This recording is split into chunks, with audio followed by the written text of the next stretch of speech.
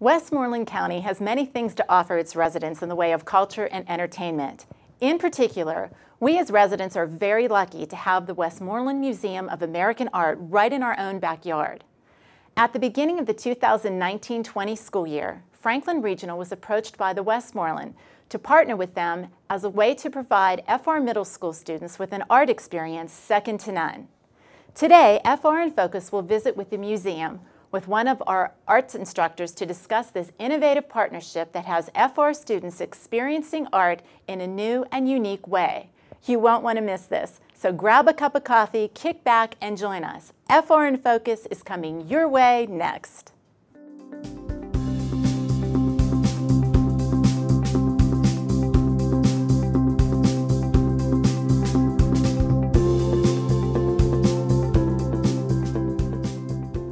Welcome to FR in Focus. I'm your host, Cara Zanella, and joining me is my co-host, Dr. Jamie Piraino, Superintendent of Schools. Today we get the opportunity to focus on the arts here at Franklin Regional and talk about a new partnership between Franklin Regional and the Westmoreland Museum of American Art. The Westmoreland was founded in 1959 and is Western Pennsylvania's only museum dedicated to American art. The mission of the Westmoreland is to offer a place to share compelling and meaningful cultural experiences that open the door to new ideas, perspectives, and possibilities.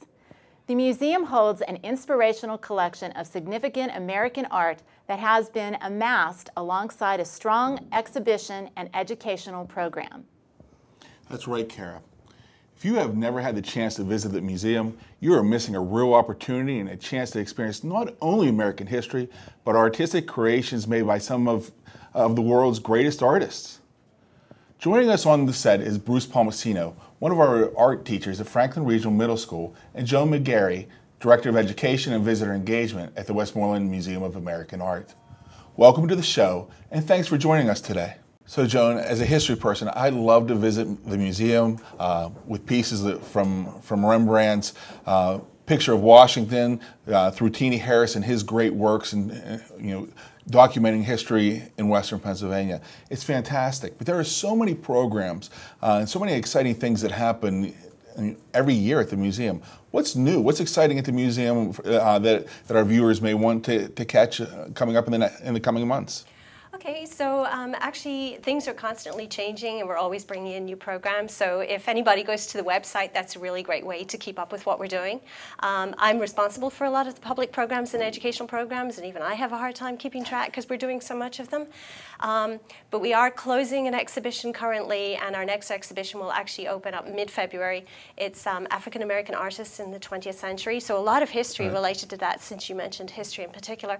And again, since you mentioned history as an interest, and I know that's the interest of a lot of people, we're bringing these enrichment programs in the evenings for adults who want to learn a little bit more history related to the art, because we have discovered with some of our past exhibitions that people have an interest in that. And actually, we discovered that to our teacher workshops. We were having people who are not teachers sneak into teacher workshops just to get a dose of history and art. So we are designing programs for folks who are not teachers to make sure that they get that.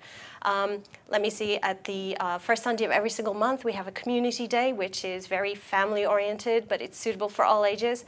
Lots of activities go on that day. So if people have not been to the museum before, that's a good day usually to get your feet wet, because there's so much going on and you can feel comfortable around the art. Usually there's music, art-making activities. We have a variety of artists doing things.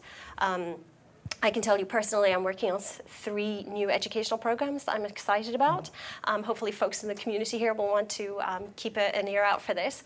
But I'm going to be debuting baby tours on Saturday, I might be mixing that, sorry. Baby tours on a Monday morning, toddler tours for toddlers and the parents on Saturday mornings, and a program specifically for active seniors who want to come in and learn a little bit more about art, history, and do an art making activity. We'll be partnering with places like the Symphony and the Palace Theatre to also have extra layers to that. So I'm excited about that. That debuts the first weekend in April. So that personally is a busy weekend for me. I'll be, if you were paying attention, I will have baby tours, toddler tours, of community day, and senior tours all back to back. So I'm very excited about that in particular. That's fantastic. We know from our standpoint that only in schools do we segment content areas where You have an art class, you have a history class, you have a science class, literature, and so forth. But in the real world, we know that art integrates into all of those areas, and that really things don't happen in a vacuum. And so earlier we talked about history. We know that art influences history, and that history influences art. And we want our students to really come to understand that. This partnership's so exciting for those very reasons. Can you talk a little bit about how this partnership started and what's entailed with this relationship? I am a member of the Westmoreland Museum, and my wife and I attend a lot of the exhibits and events that happen there. And I noticed a while back that there was an upcoming pop art exhibit, and I thought that it would be a perfect opportunity for my students. And last summer, Ty Thomason, who is now a freshman at the high school, had a photography exhibit there, and his work was on display for the month of June. And I think that's when I actually met Joan. And we started a conversation about forming a partnership between Franklin Regional and the Westmoreland Museum of Art. I'm actually familiar with a lot of Ty's work. I actually own a piece or two that I bought here at some of our art festivals. Yeah, amazing, amazing. Yeah. And so really those types of things start a tradition, and we know that the younger our students catch the bug in terms of art, the more likely they are to gain that appreciation and that love and that passion. What grade level are we starting to impact students with this partnership? The 7th grade visual arts curriculum focuses on pop art and the art of Andy Warhol. So I thought it was a perfect opportunity to bring the kids to that first show. They're introduced to Andy Warhol through lecture and digital media, but this was an opportunity for them to see his work for the first time for themselves. And a lot of kids never been to the Westmoreland, and it was a first-time visit for them. We have 12 classes between Ms. Hairholes and myself. So by the end of this school year, approximately 225 students will have had the opportunity for a field trip to the museum. Tell me how this program works. I've had the pleasure of visiting twice when our students were there, and it is really amazing. And I think that's something you should share with folks, is how this actually comes about for the students. Okay, so we actually have a fairly vibrant middle school program that existed currently, as well as a high school program.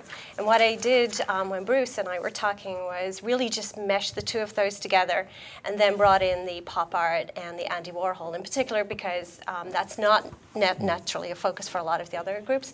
But these programs lend themselves well to whatever art you want to look at it, as long as it's in the American canon, of course.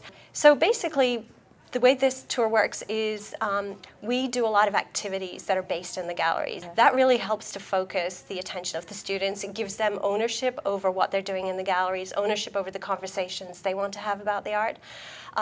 Each of the groups that comes in are led by one of our docents. These are people who are trained to talk about the art, and they also learn specifically things like Andy Warhol when somebody wants to have a focus on that. So I know when we first started doing it, we brought the students in for 4 hours, and we discovered very quickly that's a little too long. So we've honed it down to, I think, 2 hours, where there's a lot going on. It's a really great pace. I think it stays really fresh and interesting for them in that time. And they do also go into the studio, and there's a component there where they're doing screen printing. We had not done screen printing with students until Bruce approached us and wanted the Warhol initiative. Now, of course, we are going to continue to offer screen printing to high schoolers, because I think it's something that they would really enjoy. So I think moving forward, because we won't always have a pop artist exhibition going on, we're looking at ways in which we might be able to keep the program viable, bring in a little bit of pop, but also kind of explore a little bit more of American art and tie it all together. Now, how does the museum fund a program like this? Okay, so actually we are very fortunate to receive a reasonable amount of money through a tax credit for corporations.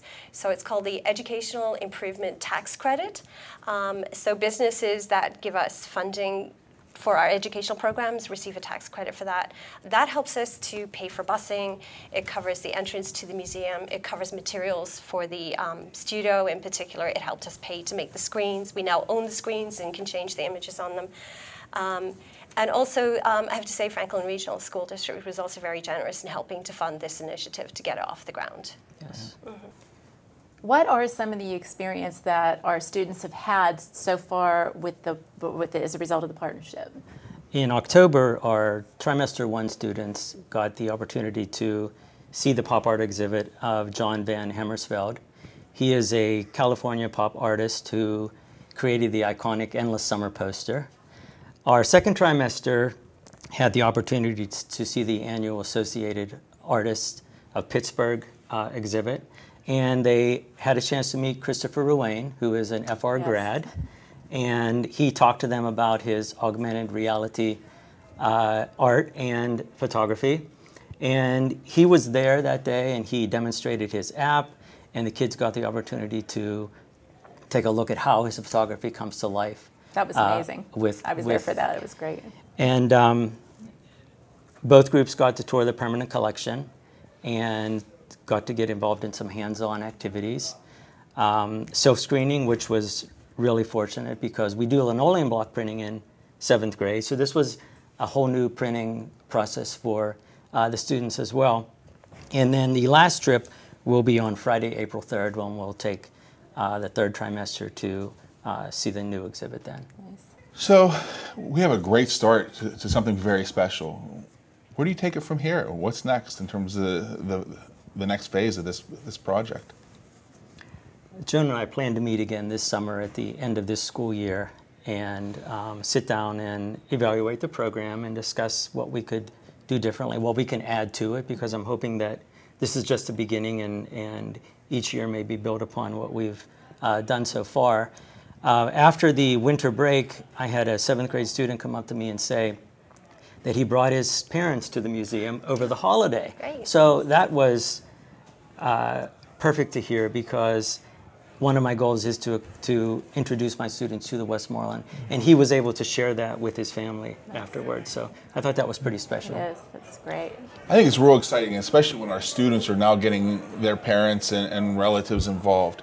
How do our viewers at home become involved in the museum? Well, okay, actually Bruce just demonstrated one of the things that I've worked really hard to do is make the tours so much fun and so exciting that students want to bring their families, so it's great to hear that that happened. I do hear, from our staff that happens at reasonable amounts, so that's a great way. As I mentioned a little earlier, come on a community day, which is the first Sunday of every month without fail, from 11 till 3 o'clock.